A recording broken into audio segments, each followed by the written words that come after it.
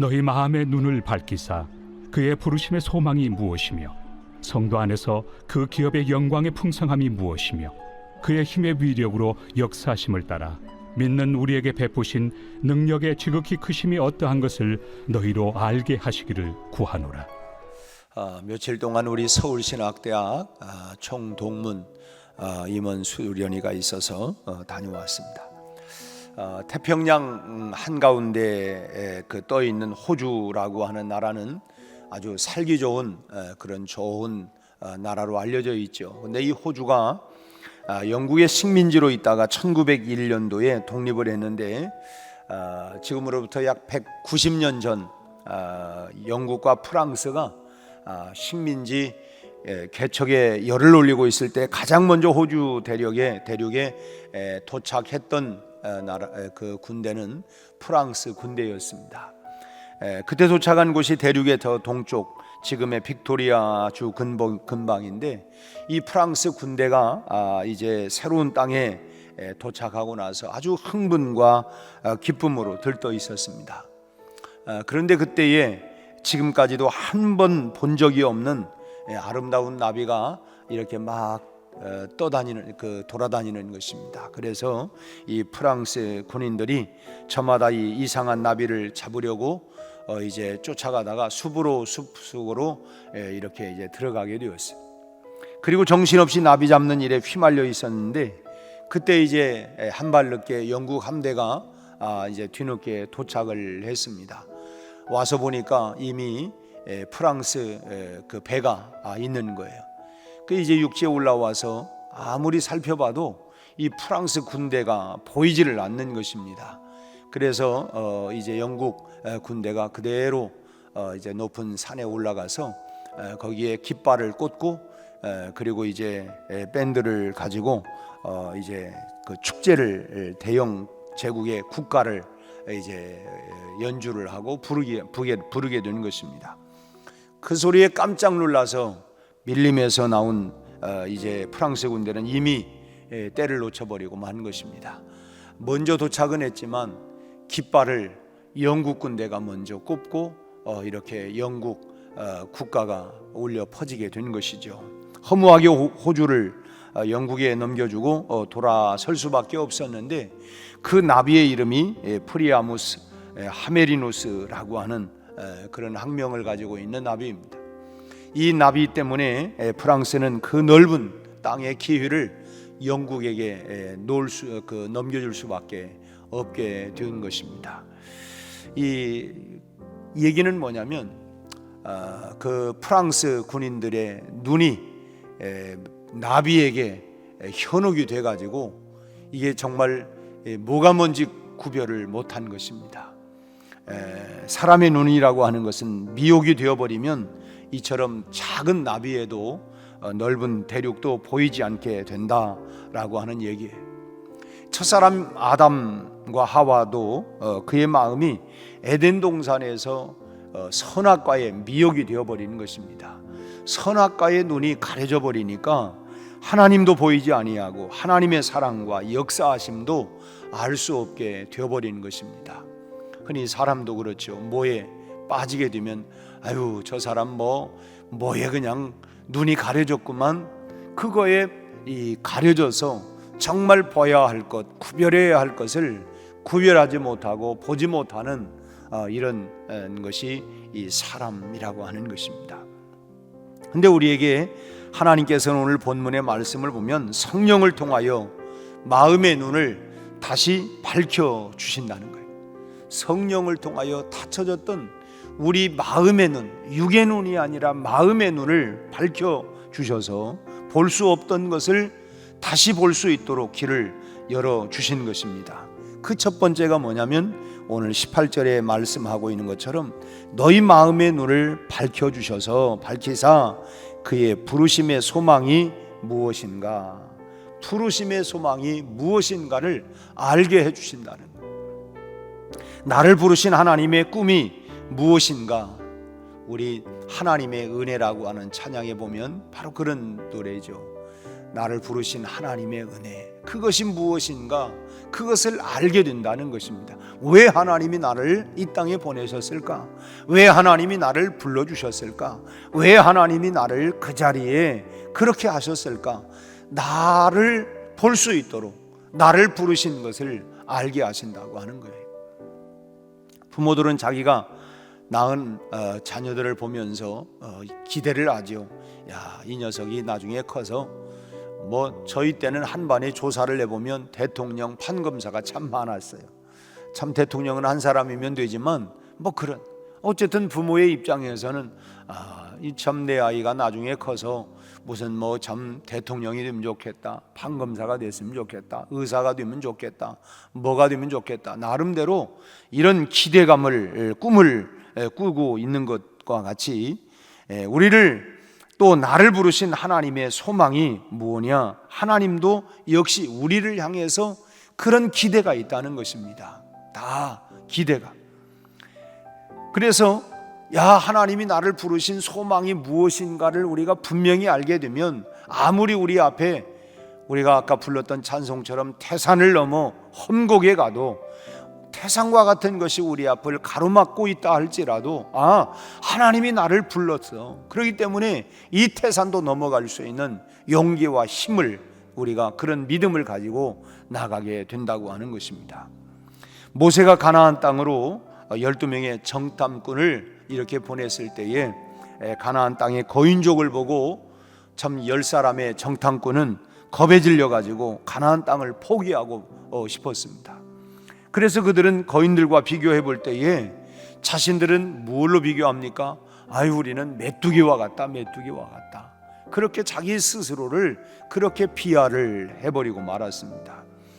그래서 이 보고를 들은 백성들은 덩달아서 참 자기들은 보지도 않았지만 그 낙심천만에 있는 그 소리를 듣고 덩달아서 낙심하더니 밤새도록 부르짖으며 통곡을 합니다. 그리고 나서는 아침에 그들이 뭐합니까? 원망으로, 통곡이 원망으로 바뀌어버리게 되는 거예요. 그리고는 애굽으로 돌아가자고 하면서 모세를 젖혀주고 다른 지도자를 장관으로, 우리를 인도하는 인도자로 세우자, 이렇게 얘기를 합니다. 이때 사태가 얼마나 심각했는지 민수기 14장 5절 말씀을 보면, 모세와 아론이 이스라엘 자손의 온 회중 앞에서 엎드러진지라고 했어요. 왜 엎드려졌습니까? 생명의 위협을 느끼게 된 것이죠. 10명의 정탐꾼들은 자기들이 메뚜기 떼와 같다고 하면 이건 풀이나 뜯어 먹어야지, 세상의 가나안 땅을 어떻게 정복할 수 있느냐? 우리는 가나안 땅을 정복할 수 없다. 그러니까 이건 포기하는 장면입니다. 우리 오르지 못할 나무는 아예 쳐다도 보지 말아라 하는 것처럼, 아예 그들의 마음이 참 분명히 하나님의 약속은 있었지만 눈이 가려지는 거예요. 그래서 그냥 아예 다 모든 걸 절망, 낭망, 실망, 포기를 해버리고 말게 되는 것입니다. 근데 이 사람들이 왜 이렇게 나약해졌느냐? 그것은 자신들을 부르신 하나님의 소망에 대한 이 확신이 없었기 때문에 그래요. 여러분, 우리가 신앙생활도 천국에 대한 이 확신이 없으면 우리는 늘상 넘어질 수밖에 없습니다. 불안하고, 여러분 부부가 살면서 확신이 없으면 여러분 끝까지 살겠습니까? 그래, 우리가 아무리 힘들고 어려워도 여러분 이런 확신이라고 하는 것이 얼마나 중요한지를 몰라요. 이스라엘을 향한 하나님의 소망, 하나님의 비전이 무엇이었습니까? 그것은 바로 이스라엘이 가나안 땅에 정착해서 그들이 풍요로움을 누리면서 하나님을 섬기는 것이었습니다. 하나님의 부르심이 그것이었다고 한다면, 여러분 이스라엘 백성들은 어떠한 여건과 환경에도 상관없이, 그리고 대적들이 그 사람들이 가나안 땅에 거주하는 사람들이 강하냐 약하냐 이것과 상관없이 그대로 되는 것입니다. 하나님의 부르심의 소망이 뭐냐? 하나님이 이 비전을 주셨구나, 이 소망을 주셨구나, 그런다고 하면 우리는 가는 거예요.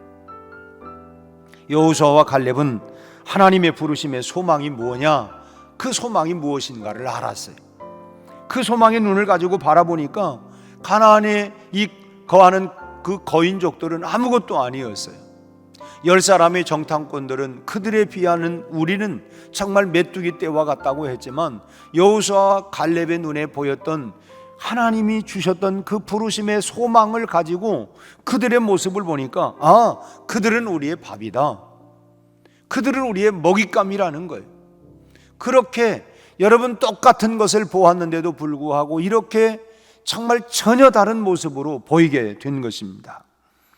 여러분, 하나님께서 나를 부르신 소망이 내 중심에, 우리의 중심 가운데 확실하다면 태산이라도 넘을 수 있는 믿음이 생겨나는 거예요. 그래서 우리가 부르는 찬송 가운데 뭡니까? 믿음이 이기네, 믿음이 이기네. 온 세상에 날마다 우리에게 도전해 오는 얼마나 어려움들이 많아요. 그렇지만 무엇으로 이기냐? 하나님의 부르심에 소망이 무언가를 알면 여러분, 온갖 이 모든 것도 태산과 같은 어떤 문제도 이기며 우리가 나갈 수가 있다라고 하는 것입니다. 앞서간 우리 믿음의 선배들이 다 이런 믿음 가운데 위대한 역사를 일궈놓지 않았습니까? 우리 교회 70년에 여러분 전에 우리가 시작을 할 때에 행상하던 사람들의 여인들이 몇 사람 모여가지고, 여러분 그들은 믿음을 가지고 함께 기도하면서 참 성경대로 한 알의 밀알이 땅에 떨어져 썩어져 죽음으로 많은 열매를 맺은 것 같지만, 여러분 누룩과 같은, 또는 여러분 이런 작은 그런 씨앗과 같은 그런 밀알이 이렇게 참 겨자씨와 같은 그런 눈에 잘 보이지도 않는 희미한 그런 씨가 자라서 성장해 나가고, 무엇으로 이루었습니까? 오늘까지 70년의 역사는 믿음의 역사였습니다. 그동안 참으로 많은 사람들이 다녀가기도 하고, 또 어떤 사람들 포기하기도 하고, 왜? 믿음의 눈이 열리지 아니하니까. 오늘 말씀처럼 여러분 마음의 눈이 활짝 열려서 하나님이 나를 왜 부르셨을까, 이 부르심의 소망이 무엇인가를 모르는 사람들은 아이고 우리는 메뚜기다, 우리는 메뚜기, 이 세상을 어떻게 이겨, 이거 가지고는 안 돼, 실망하고 정말 나가 떨어진 사람들이 얼마나 많습니까? 그러나 끝까지 부르심의 소망을 안고 믿음이 이기네, 믿음이 이기네, 그 믿음을 가지고 살아왔던 그 사람들을 통하여 오늘의 역사가 만들어지게 되었다라고 하는 것입니다. 여러분, 이스라엘을 결국은 그 역사를 누가 만들었어요? 여호수아와 갈렙 단 두 사람뿐이었습니다. 나를 부르신 부르심의 소망이 뭐냐라고 하는 걸 아는 게 매우 중요한 거예요. 오늘 아침 오늘 말씀처럼 하나님께서 여러분의 마음의 눈을 활짝 열어주셔서 부르심의 소망이 무엇인가를 여러분 분명히 깨닫는 시간이 되기를 바랍니다. 우리 찬송에 이 몸의 소망 무엇인가, 우리 주 예수뿐일세. 굳건한 반석 되시는 예수를 붙잡고, 하나님이 나를 부르신 이유가 이거구나. 그래서 우리가 태산을 넘어 험곡에 가도 나는 참으로 주님의 빛 가운데로 나가면 반드시 부르심의 소망을 여러분 이루게 될 줄로 믿습니다. 두 번째로는 그 기업의 영광의 풍성이 무엇인가를 알게 된다는 거예요. 이건 뭐냐? 풍성이라고 하는 것은 모자람이 없는 삶을 말하는 것이죠. 인생은 항상 부족합니다.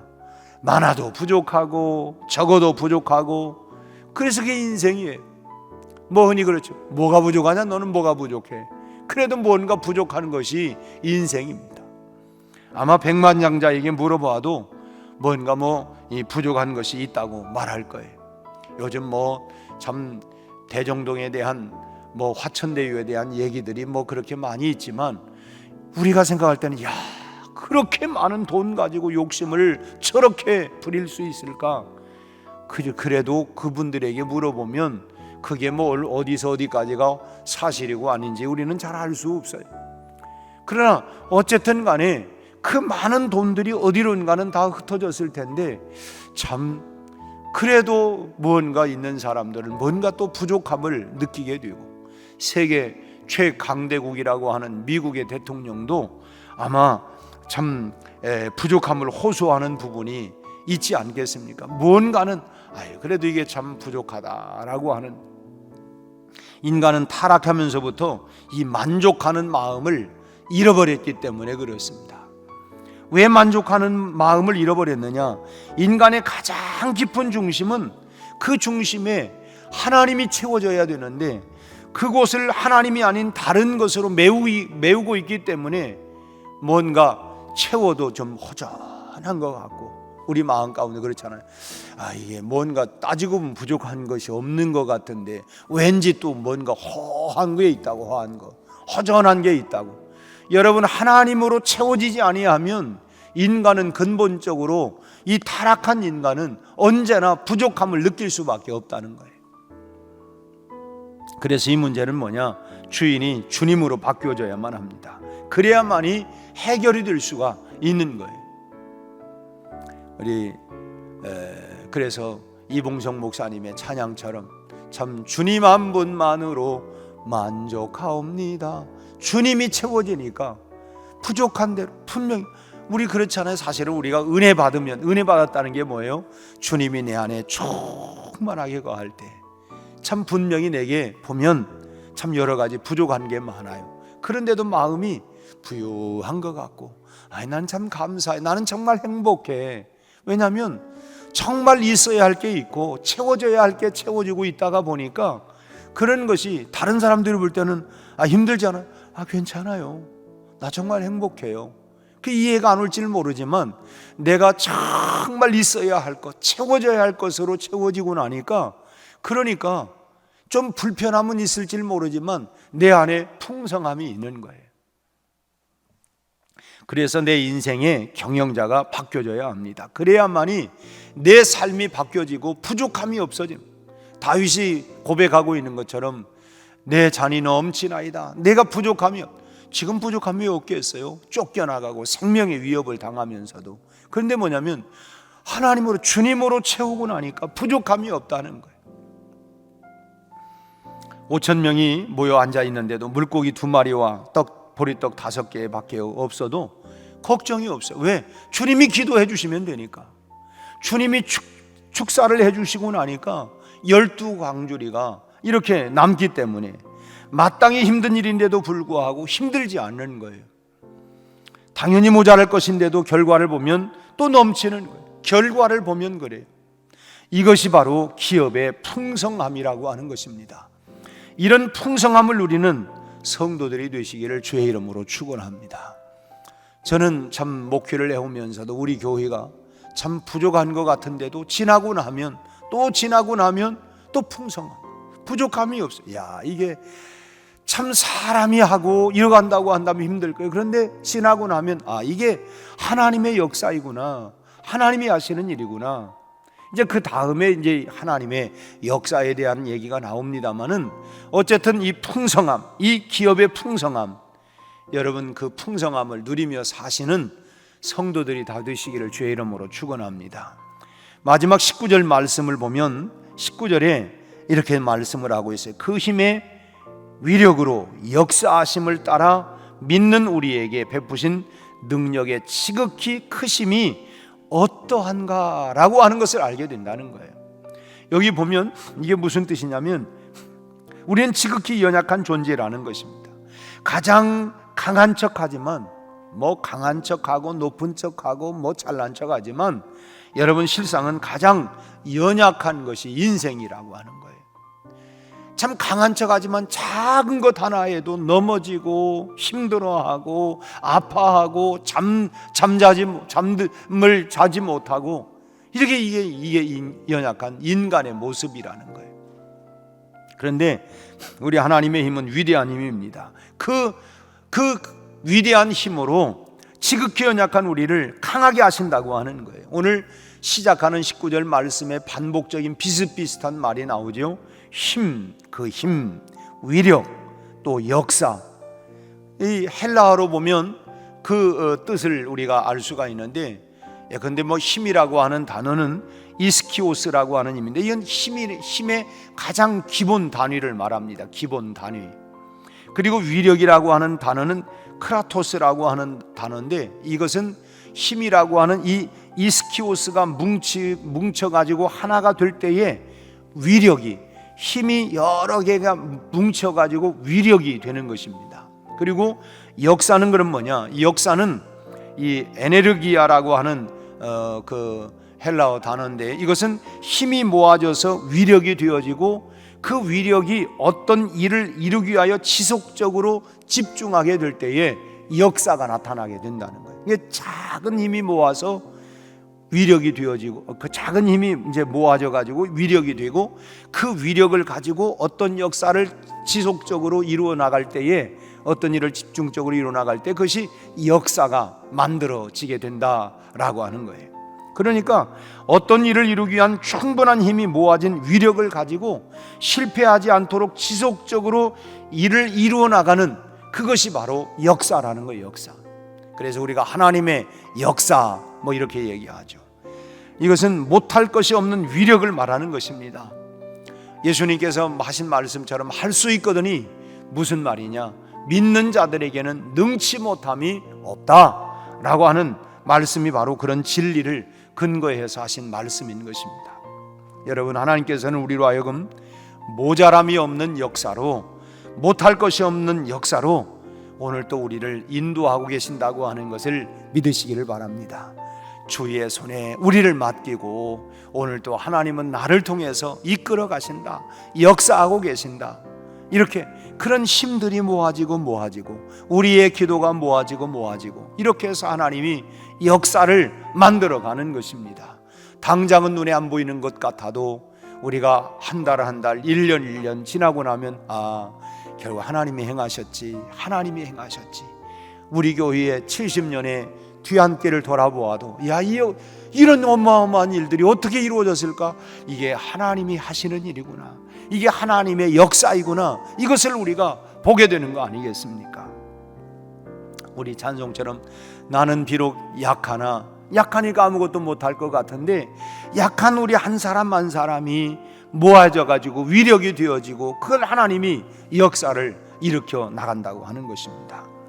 여러분, 그 사실을 믿고 오늘 세 가지, 나를 부르신 소망이 뭔가, 그 기업의 풍성함이 뭔가, 그리고 하나님의 참은 지극히 큰 역사하심이 무언가, 오늘 또 나를 통하여 역사하신다라고 하는 사실을 우리가 정말 하나님께서 마음의 눈을 밝혀주셔서, 활짝 밝혀주셔서 하나님의 능력의 역사를 바라보면서 오늘 또 믿음의 길을 달려가는 저와 여러분 모두가 다 되시기를 주님의 이름으로 축원합니다. 기도하겠습니다. 하나님 아버지, 오늘 또 우리를 불러주신 부르심의 소망이 무엇인가를 마음의 눈을 밝혀주셔서 알게 하시고, 또 하나님의 기업의 풍성함이 무엇인가를 또한 알게 하시고, 또한 하나님의 못하실 것이 없는 그 역사를 통하여 오늘 또 믿음의 길을 우리가 하나님이여 걸어가는, 하나님이여 이 믿음의 길에서 단 한 사람도 하나님 흔들림이 없이 오직 믿음으로 하나님 끝까지 다름질해 나갈 수 있는 우리 온 성도들이 다 되게 하여 주시옵소서. 오늘 또 하나님 이 믿음의 하나님의 역사를 일으켜 주시고 이 역사를 보게 하여 주옵시고, 우리의 하나님 마음의 눈을 열어주셔서 하나님의 행하시는 놀라운 역사를 보고 감사와 찬양으로 영광 찬양하며 살아가는 우리 성도들이 되게 하여 주시옵소서. 예수님의 이름으로 기도하옵나이다.